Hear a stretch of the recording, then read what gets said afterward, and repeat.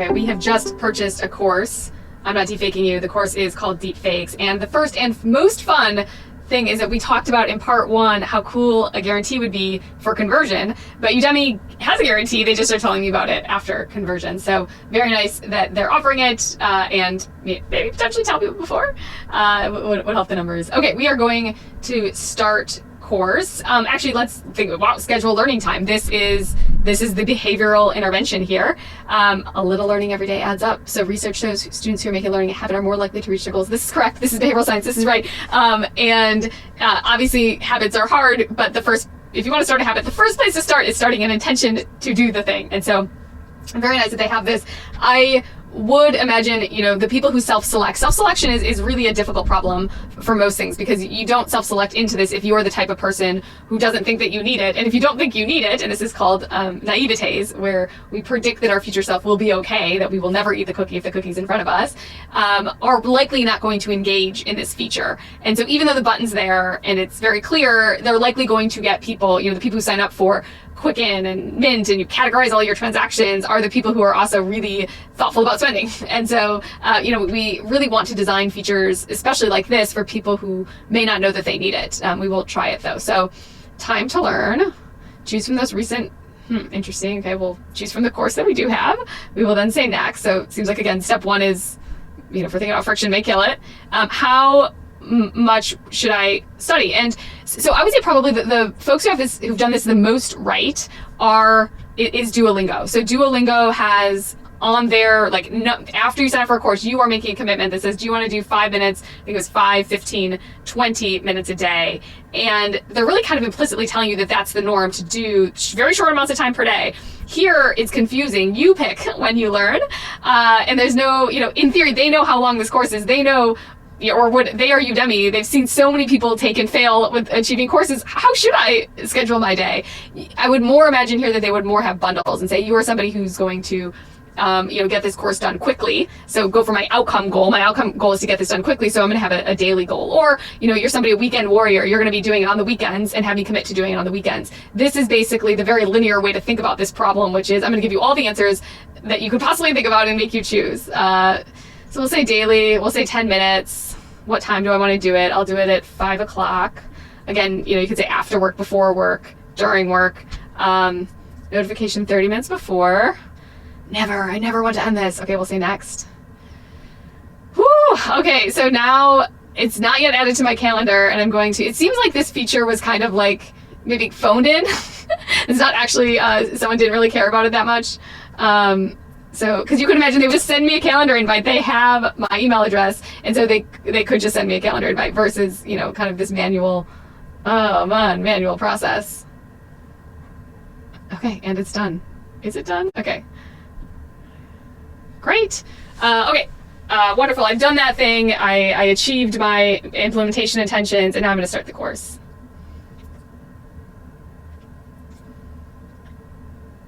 Okay, so, the reason why we're interested in going through this course is not because we want to learn deepfakes together, although it would be very interesting for all of us to learn deepfakes on this teardown. It's to figure out how people are motivated to continue. So I have started. That is the biggest problem with any behavior change, is just starting. But now you have to motivate me to do the thing. Implementation intentions is a great first start to that. And here is, okay, so, yeah, we're basically going to, we'll start this video. Q&A notes about this course. So project scope.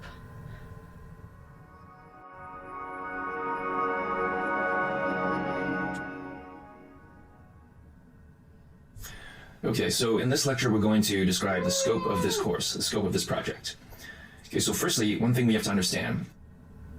Okay, so this is me, sitting down. Could I actually do anything in 10 minutes? Possibly. The more likely scenario here, my hunch is people will not do this 10 minutes a day. That's very difficult probably to carve out, but instead we'll do this all in one sitting. And so, in hindsight, probably there could have been 2 recommendations for that implementation intentions. And actually, instead of making it optional, you make it required.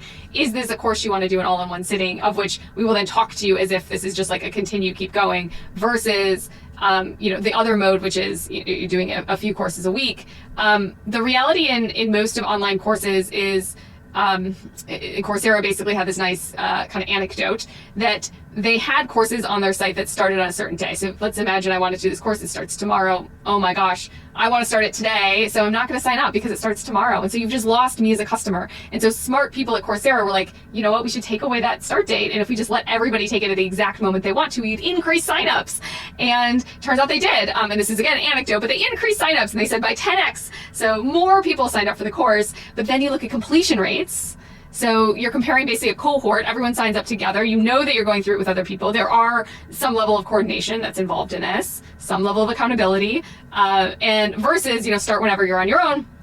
And obviously, punchline to the story, 10x people signed up and less people in absolute completed it.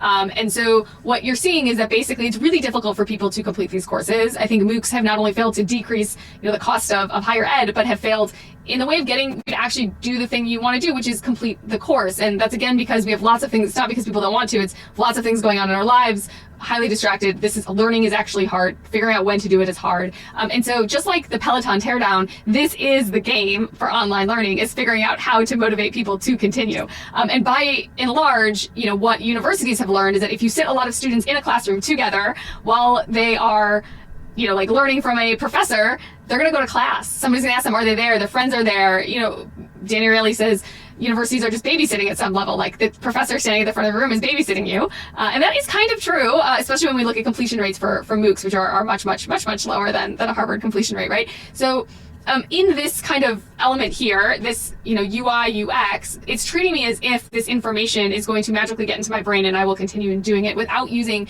any kind of these motivational techniques. And motivational techniques could be near-term milestones, like basically saying, get to here today, or your goal is to finish this. Or it could say, 10 other people doing this course right now with you. It could ask you if you wanted to join a hangout in the evening that talks about this or talks about your course. And maybe it's not even with people taking the deepfakes course, but maybe it's just with any kind of machine learning AI group. And so you help people create the structure, the accountability, the excitement to do this, knowing that our pure willpower, somebody gave me a gift and it was a framed picture. It says willpower is a lie, that willpower will not and cannot push us typically to completion on these things because, there are so many other things going on in our lives. So they're trying, I think some of this is great. We already scheduled it. I'm not sure exactly what this is, but I thought I already scheduled it. They're trying. I think this is the game though, is to try harder.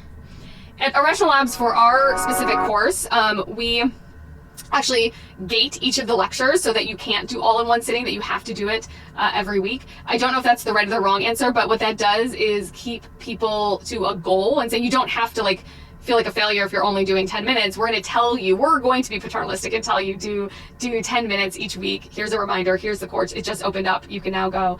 And I don't think our course completion rate is exceptional, but it's not terrible. And so this is, I would have expected actually Udemy to just have done more here.